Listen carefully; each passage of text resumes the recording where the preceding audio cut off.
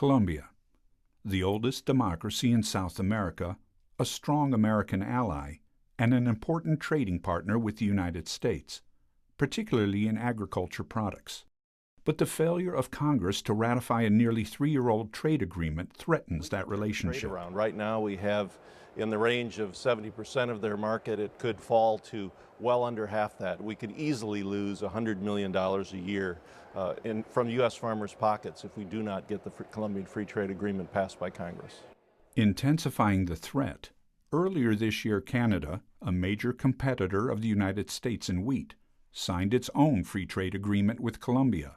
Canada's farmers will have unrestricted access to Colombia's growing wheat market, and American farmers will be shut out.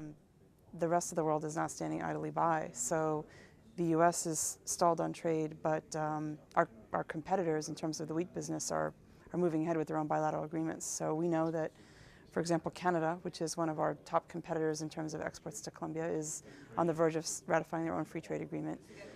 Argentina already enjoys duty-free preferences with Colombia through the Mercosur agreement, and the EU is also negotiating an agreement. So every day that Congress fails to ratify this agreement, we're potentially losing money in market. In fact, the US Colombia is the largest consumer of American wheat in South America, accounting for almost 40% of exports to the region. But experts predict without a free trade agreement in place, sales will be cut in half. That's a potential loss of up to $100 million every year. So the Colombians can buy our wheat cheaper than they can buy Canadian wheat. However, if the Canadian Free Trade Agreement is passed, which it will pass this fall, and we don't pass ours soon, then basically we will add another $45 a ton tax onto our wheat going into Colombia.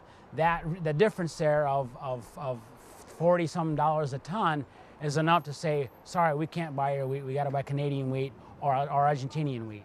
Colombian millers joined U.S. wheat growers in Washington this summer, urging the Obama administration and Congress to ratify the agreement. But if we have to pay tariffs, we won't be able to do it, and the American farmers will be losing share of the market in Colombia.